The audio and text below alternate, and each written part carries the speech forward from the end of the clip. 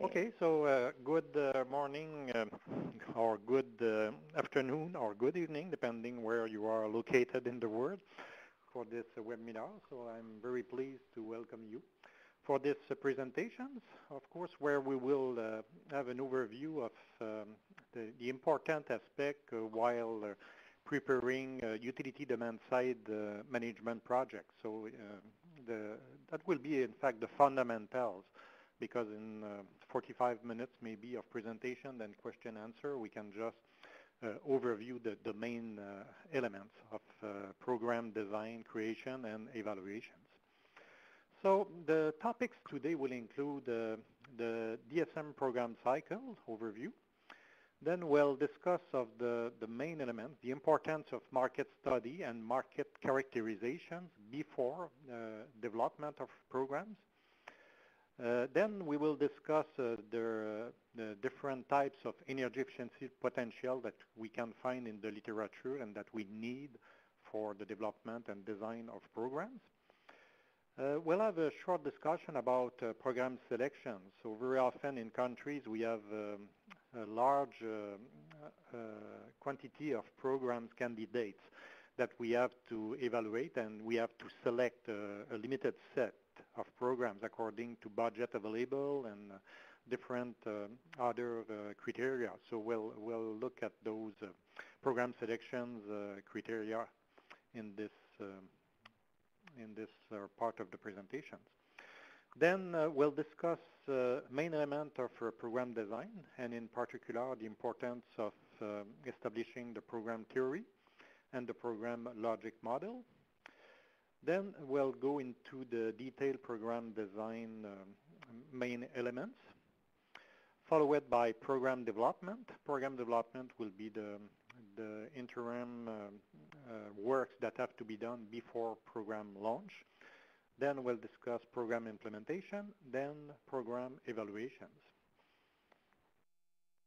So let's just start with a quick overview of the DSM program cycle. So everything starts with market research and market characterization, which is a very important element, and sometimes it's overlooked because some programs are launched very rapidly under political pressures.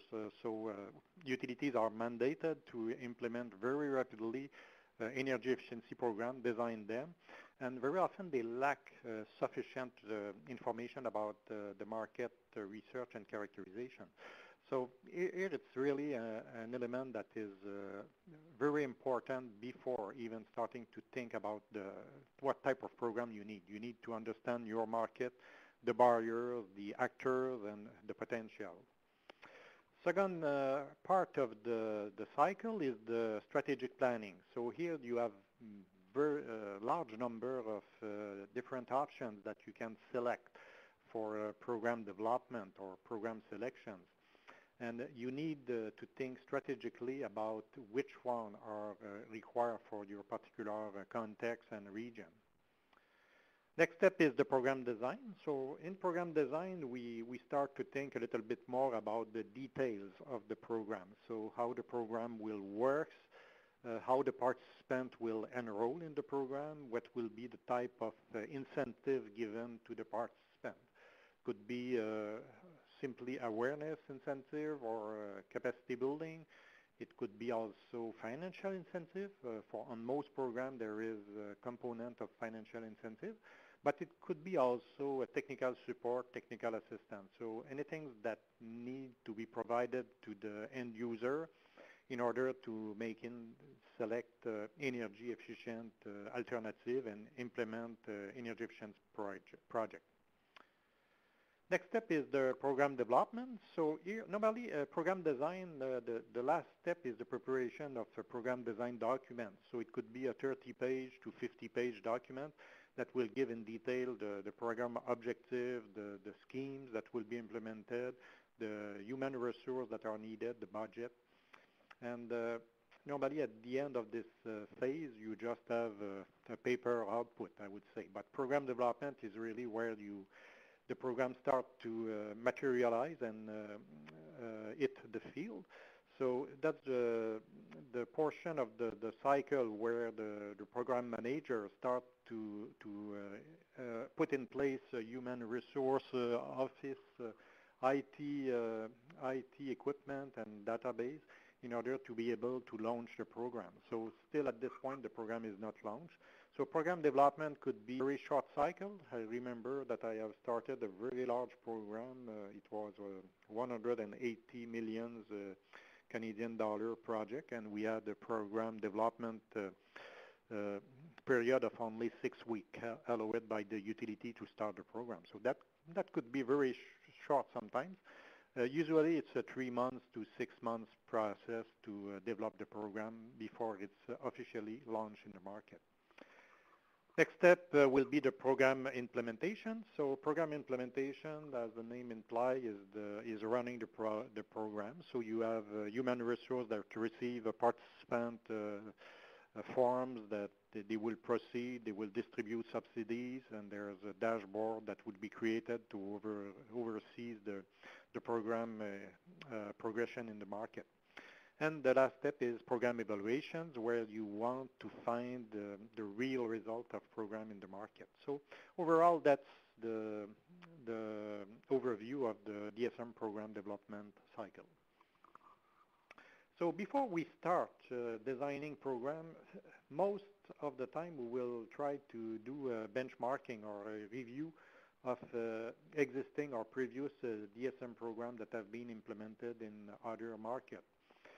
That will allow us to identify best practice in DSM program design and pitfalls, what should be avoided.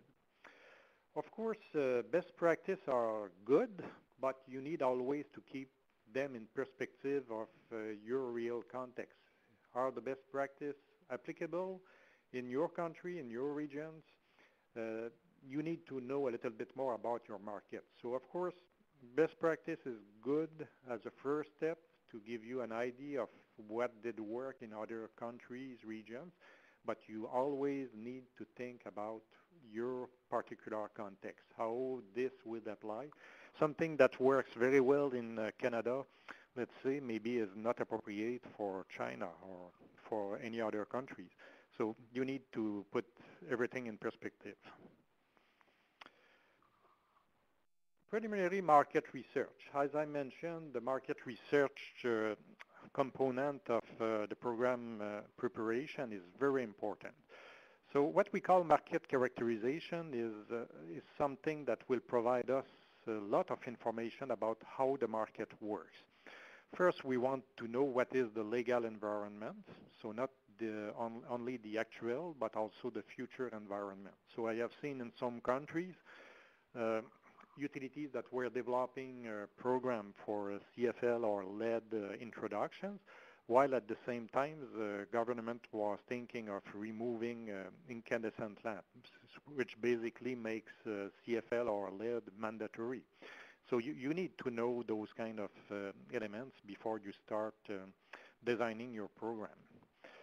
You need to know also what is the current saturation and penetration of various technology in the market and their efficiency. Of course, here it's in a context where you start with a blank sheet, so you're really starting from scratch. You want to decide which program are the most appropriate in your market. So of course, you need to know what is currently used in-house and in enterprise. That's what we call the stock equipment, so equipment that are already running in the market. Sometimes you need also to know what is the current practice for sales. So what are the types of equipment that are the most sold in the market?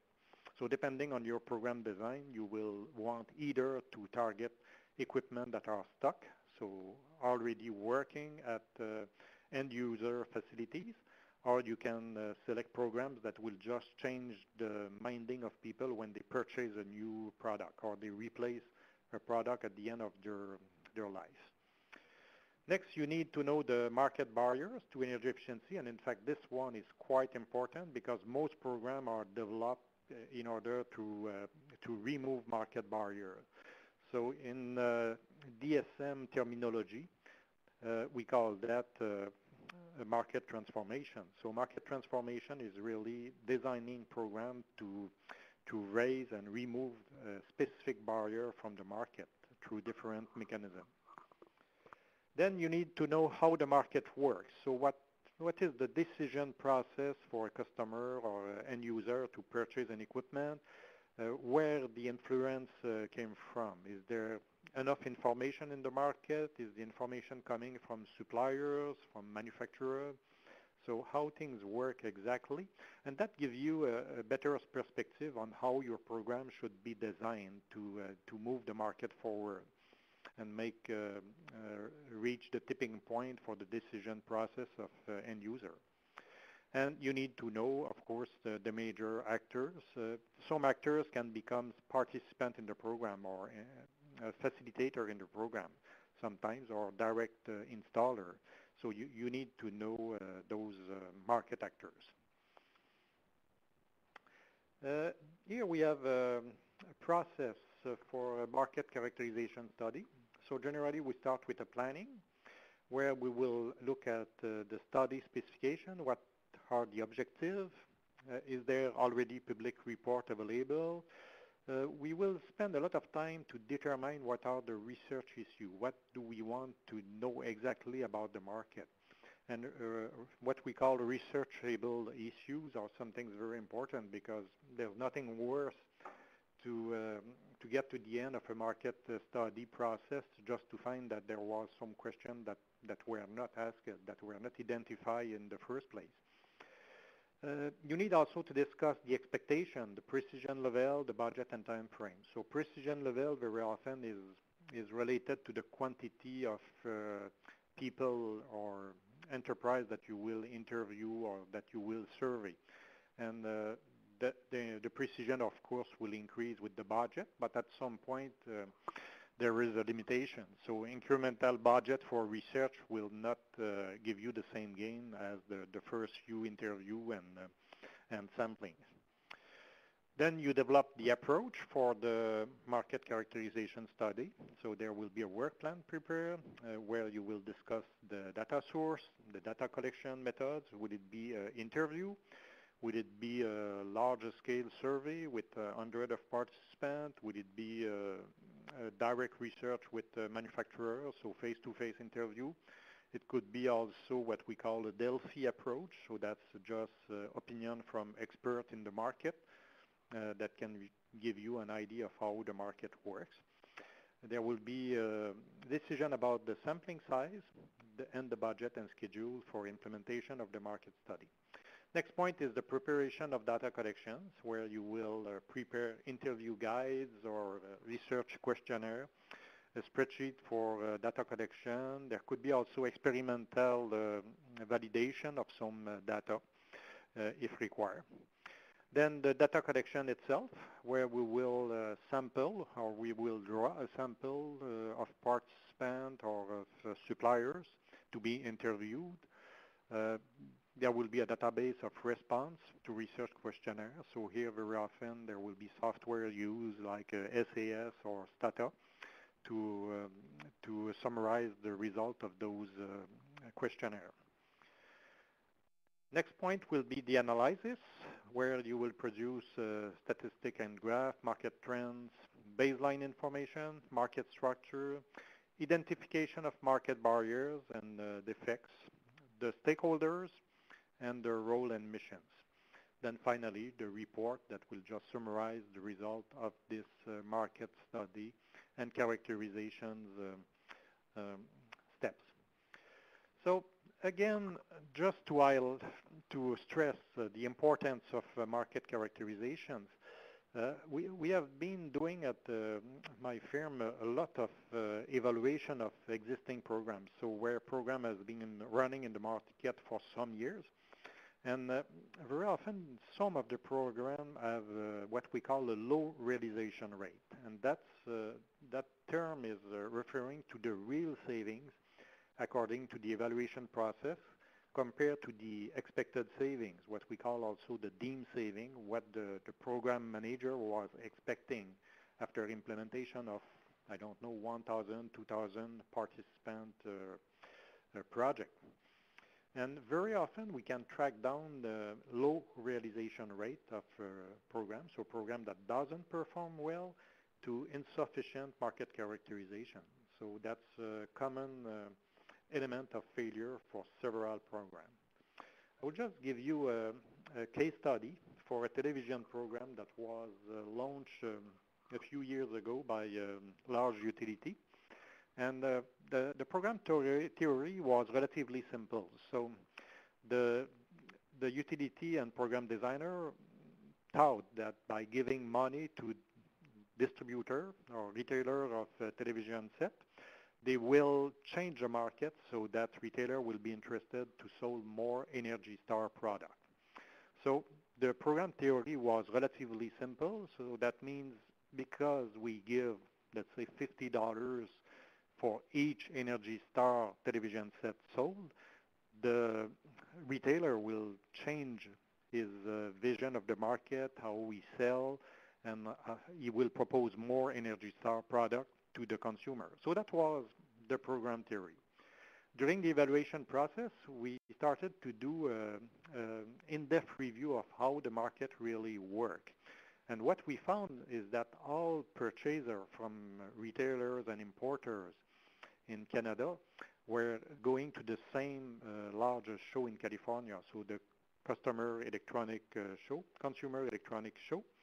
And that's the place where all the purchase was done. And they were doing the purchase not based on Energy Star. For them, Energy Star was not really a main element of decision for purchase, but they were selecting a television set that had features that their customer wanted.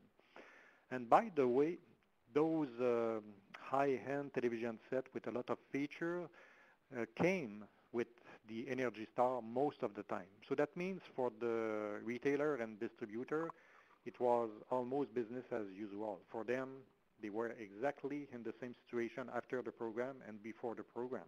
So they selected products not based on their energy efficiency requirement, but based on other features, and those features were coming with Energy Star. So as a result of this evaluation process, we found that the DSM program was paying retailers to do business as usual. So retailers were really happy about the program. They were just increasing their profit. The utility was a little bit less enthusiastic with the results. The market was, in any case, rapidly evolving toward energy efficiency product because there was a global action by manufacturers that are forecasting the implementation of standby power regulation in several countries. So because these regulations are coming very fast, manufacturers started to produce energy efficient equipment for the global market, not only for Japan or for the few countries that introduced it, or Europe that introduced standby power regulation, but you find now the same product all over the place. So result, expensive program, no impact on the market, lessons learned. Make sure that you know how the market works and evolves before trying to change the market with a program design. Next step is establishing the energy efficiency potential. So, of course, that's one of the main elements when selecting program. You want to target programs that have high potential in the market. So you need to know what is the baseline of targeted product in the market. So it could be very simple. A baseline between the CFL and incandescent is relatively easy to establish. You can visit a few houses, then look at the number of socket or outlet for each houses. Then you will have rapidly a very good idea of the CFL and incandescent penetration. And there's a relatively stable efficiency level between CFL and incandescent. So you can get something quite precise with a few effort. On the other hand, if you want to know what is the stock of installed fridge and their efficiency level, it becomes much more complex because in several countries you don't have any indication on fridge in the houses about their energy efficiency level. So establishing the baseline could become really difficult. You have to make some assumption based on nameplate information, And even collecting nameplate information sometimes is not easy. That are required to establish the baseline. So if you are interested with your program to replace the stock equipment, so equipment that are still working in houses or in enterprise, you need to know the number of equipment in the market, the power and efficiency of the equipment. If on the other hand, your program is designed as we call as a lost opportunity program. So lost opportunity means that you want your program to act only when the customer or end user has decided to purchase a new equipment, either because its old equipment is worn out, so you have to replace anyway, or it's a new equipment because it's a new building. So in this case, you're not really interested in what is already installed, because your program will just make a change in the way customer purchase equipment. They will purchase more efficient equipment compared to the baseline. And the baseline in this case is more what is sold currently in the market, what is the most popular equipment and what is the efficiency level of the equipment in the market. So depending on how you design the program, you will be interested either into looking at the stock efficiency, what is already running in the market, or at the sales, or what the vendors are proposing right now in the market in 2014, not what was sold 10 years ago. Then of course you need to establish the potential other information, like the hours of operation, the set point, the climate for some equipment like air conditioning and refrigeration. And you need to determine what could be the improvement that can be done for each of the equipment targeted. That brings us to different types of energy efficiency potential. And there's a lot of confusion in the market when we look at literature. So we see different figures, and sometimes from different studies we have very large discrepancies in potential. And that's very often come back to the fact that we are not talking about the same potential. And there's at least 3 different level of potential that we can establish in a market. First one is the technical potential. So it's almost a theoretical potential. It's considered that you immediately replace all equipment in the market with targeted energy efficiency equipment, so equipment that are better. Very often we will use the best available technology here. And we don't consider what is the cost during the technical potential establishment. So really we want to know what is the maximum achievable with readily available best technology in the market. So that's the first level of potential, that's the highest.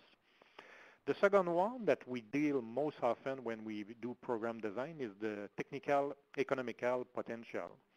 So here we are interested to set a threshold of economic return that is acceptable by the market, and we will keep only the energy efficiency measures that are cost effective. And of course, because we define the cost effectiveness can be defined in different way for different markets, there's an arbitrary decision here about what is cost effective, and that will determine, in fact, what is your technical economical potential. For instance, is the project is cost effective for the client? So that relates to the maximum payback they are willing to accept. And here, again, you can look at different markets. Like in North America, right now, there's a lot of industrial enterprise that still look at payback of 1 to 1.5 years for energy efficiency project. So that's a way to look at the technical economical potential, but a utility can decide that they will look at any measures that are up to 5 years payback period. And there's a trend in some region right now where some customer decide to go as long as to accept any measure that is cost effective over the life cycle of the implemented equipment. So cost effectiveness for customer can be quite variable, and the utility that design a program have to make a decision. And of course, the technical economical potential will vary according to your selection here. It's Could also be a decision to look at what is cost effective for the society. So for the society, there's a cost to produce energy or to acquire energy, and there's a cost for selling energy to end user. So we can look at project or technical economical potential using this other perspective. So quite different again. Then the last one that we will very often use during the program design or final design of the program is the realistic potential. So that's really the objective that you want to achieve with your program.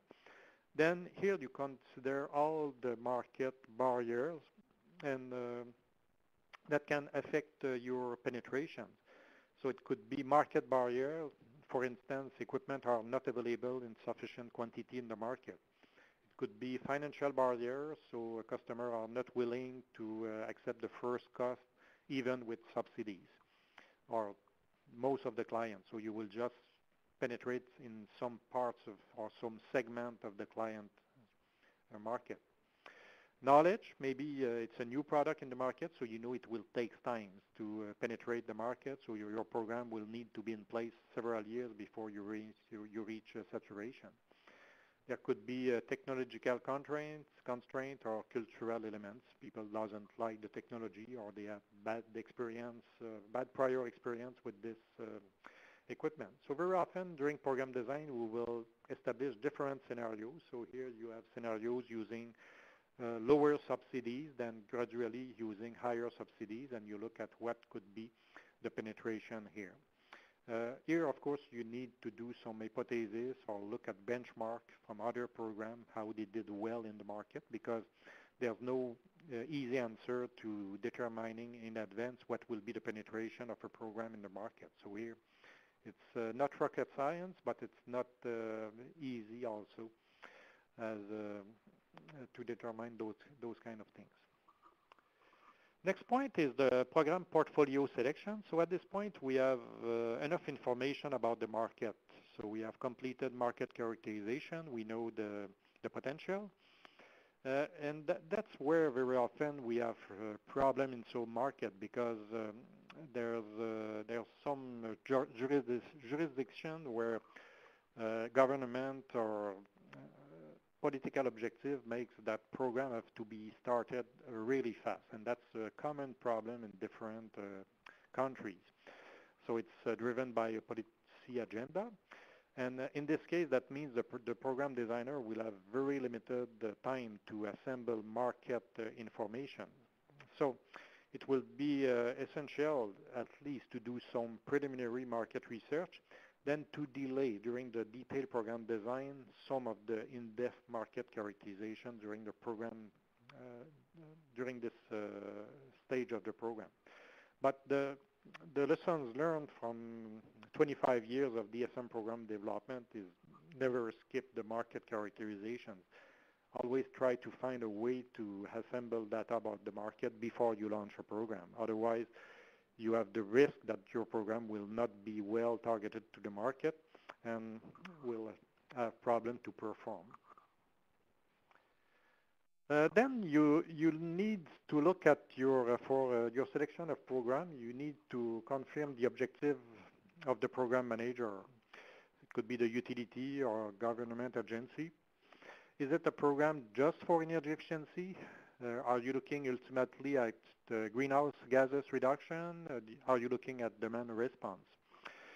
Very often we try to illustrate the strategy using a little figure like the 4 figures that you find here. So is your program is a strategic conservation, so you want to reduce energy consumptions during the peak demand period and during the off-peak demand period. So you want a general reduction in energy usage. Are you looking at peak clipping? So you just want to reduce the peak hours in your country or region? Do you want to do load shifting? So you don't want people to reduce their consumption, but just shift some of the consumption from high demand period to low demand period. So that's typical, for instance, of ISO storage program for air conditioning. And there could be other objective like valley filling, which is really trying to increase the consumption during the off-peak period. Then you need to decide, are you going to develop different program for each technology targeted, or are you going to design a program that will include several technologies? So here you have example of programs that have been implemented in different countries. So street lighting is very popular. CFL program has been implemented as a standalone program in different countries. The same for insulations for buildings. High efficiency motors, lighting for industries, process, pumps or fans. Appliances, variable speed drive that goes very often with motors. Could be also energy audits, just for identification of measures. Could be window replacement, could be smart metering with demand response. So of course, you have a selection here to make. Very often, program will be selected either one per technology, or some program will assemble different technologies. So like here, I could select 5 of those technologies. Let's say I put VSD, motors, industrial process, lighting, and pump and fans into a single program. Then I can give fixed subsidies, let's say 20 cents or 25 cents per kilowatt hour save, and I just let the market determine what is the most popular of those measures. So that's a way to look at the program design. So you can do single technology or multiple technology. Then you have to look at special requirements. So is there a requirement for low-income targets? Is there a requirement for elderly people? What is the expected budget for a program over its lifetime? Sometimes you don't have the answer. Sometimes utility or government want you to determine what should be the optimum budget, but very often it's still good to have a rough idea before starting looking at program selections. Timeline for program deployment, is it 1, 3, 5 years or more? So if you want to act very rapidly in the market, that will reduce your number of available options because you need times to develop and prepare programs. Then value analysis is very often used as a tool. It could be other approach also, but value analysis just allow you to weight different advantage and drawback of different options in the market to select which one is the most appropriate for your country or region. So program selection is an iterative process. There are very often hypotheses for financial support, so how much subsidy you're going to give, what will be the resulting program penetrations. Then you calculate cost effectiveness for the program, and there's already tests that are, economic tests that are predefined in several jurisdictions, where you will determine the cost effectiveness for the customer perspective, for the utility perspective, so how much they reduce their sales in electricity compared to their cost of supply of electricity. And there could be a more global vision of the cost effectiveness for the society as a whole. Then you adjust the scenario until you found the right balance.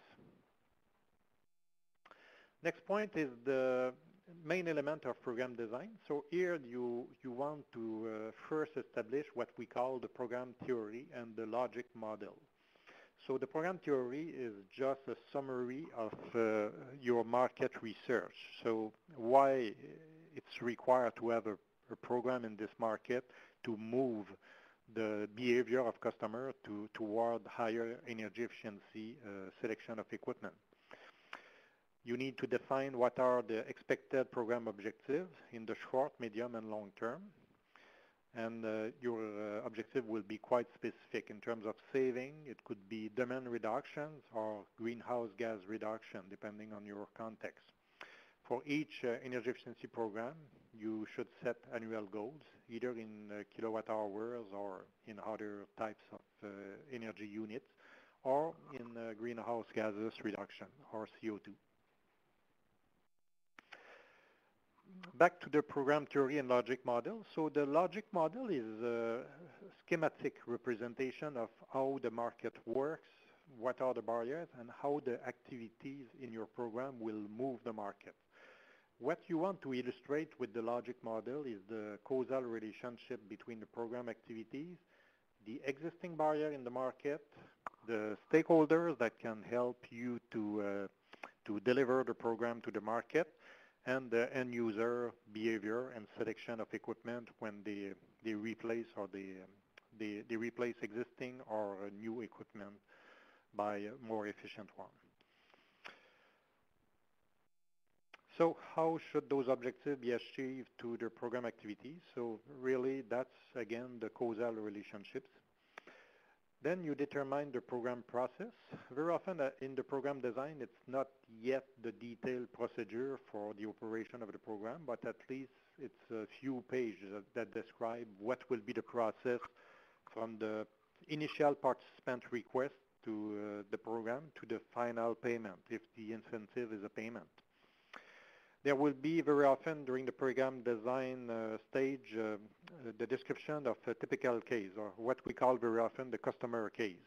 So how the customer see the program in terms of cost and saving, and what is the driver for him to participate into the program. During the program design, we will look at program partners, including external implementer, and how we are going to manage them. So implementer could be electricians that will implement technology, and their participation could be very oriented toward the free market. So that means no prerequisite. Or you can have a program in which you will want special training and certification for your implementer. So you have to look at those elements during the program design. Then program administrations, what will be the internal management process, how many resources you need, what are the IT equipment and database that you need, dashboard also for running the program. Other elements that are quite important are the program marketing. So how are you going to look at the marketing for your program? Would it be a mass marketing program for the residential sector? So very often we use a newspaper, radio, television for those kind of market. Or will it be a direct marketing program? Let's say we use insert in the utility bills for high energy consumers or other types of participants. It could be a web, it could be a specialized newspaper, it could be participation in conference and things like that. So the program marketing will differ a lot according to your types of target market. The design will also include the participant forecast and saving projection, so the gross effect, that's what we call the gross effect. Another term that is very important in program design is the net to gross ratio. So in the previous step, we have determined the gross effect. So what is the saving of the technology itself? But the net to gross ratio look at other factors that affect the net efficiency. For instance, what we call the free rider. A free rider is somebody that would have purchased the high efficiency technology anyway, but anyway will benefit from the subsidy. So that means the subsidy was given to this individual, but there's no result in the market because he was going to purchase the high efficiency equipment. So the net to gross correct for those kind of effect. And the objective here is to determine what will be the net impact. So of course during program design we don't know precisely what will be the net to gross, but we provide an estimate at this stage. Next element that is included in program design is the program budget. The cost effectiveness test, in fact, that's what proved that the program is adequate for your market, and the action plan and timeline. Next element in the program cycle is the program development. So as I mentioned, it's everything between the end of the program design and the startup of the program itself. So at this stage, you will hire resource, you will install your team in the office, you will provide them with equipment, you will create the participant form, the participant detailed manual, the detailed procedure for acceptation or review and acceptation of project, the marketing materials, so brochures, TV spots, radio spots, etc. So all the marketing plan. The quality and fraud control procedure, which is very important for ensuring that the program is not paying for measures that are not really implemented in the market. Training material, if required, for intermediaries like installers. Site control or M&V procedure, database and IT equipment, and mobilization of partner and market intermediaries, so meetings and enrollment of those people as market actors, so you're ready for launching the program. Program evaluation is after the program has been running for some time. So it depends a lot.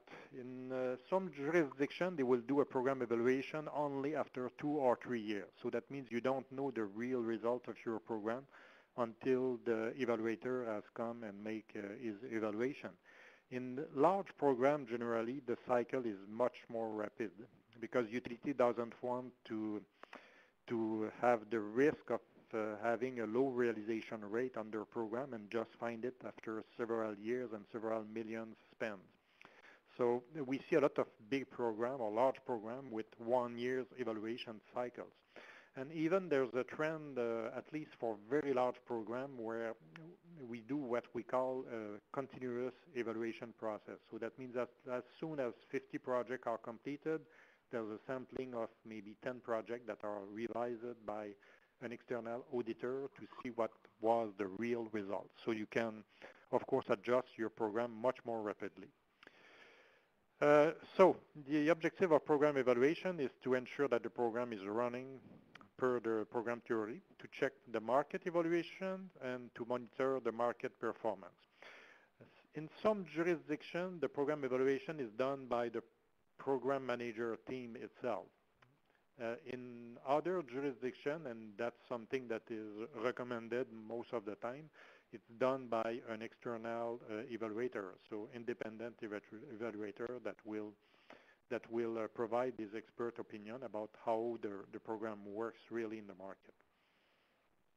Program evaluations vary a lot depending on the markets. If you look at the global scene, actually, it's very important topics in North America. There's hundreds of millions of dollars each year that are spent by utilities in North America to independently review the result of their program. And that's mandatory. So in several jurisdictions, there's a requirement by energy regulator to hire independent evaluator for programs. And the rationale for that is that eventually most programs are paid by a slight increase in rate of electricity or oil or gas. So eventually it's the consumer that pay for the program. So the regulator want to be sure that the money is well spent and the program are efficient as much as possible for the money invested. For the moment, evaluation in Europe is much less formal, and it's really dependent from utility. It's almost inexistent in South America, Asia, and Africa, so it's just starting. North American experience shows clearly that not all programs are created equal or efficient. So we have seen in some jurisdictions a program that has a low realization rate. So the real saving was 60%, 50%. I have seen up to or as low as 20% realization rate. So a program very badly designed and run. Generally, we see a lot of 80%, 90%, 75% if the program is well designed. But still, it's this independent evaluation process ensures you that the program is really delivering in the market.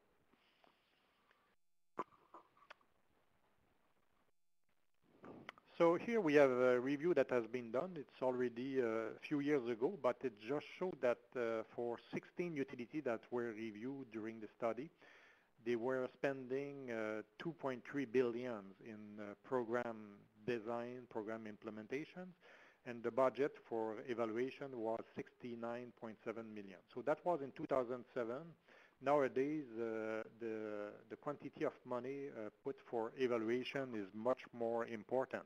But still, the percentage is varying between 1.5 to up to 5 maximum in some jurisdictions. So that gives you a perspective of how important this is considered in different states and provinces in North America.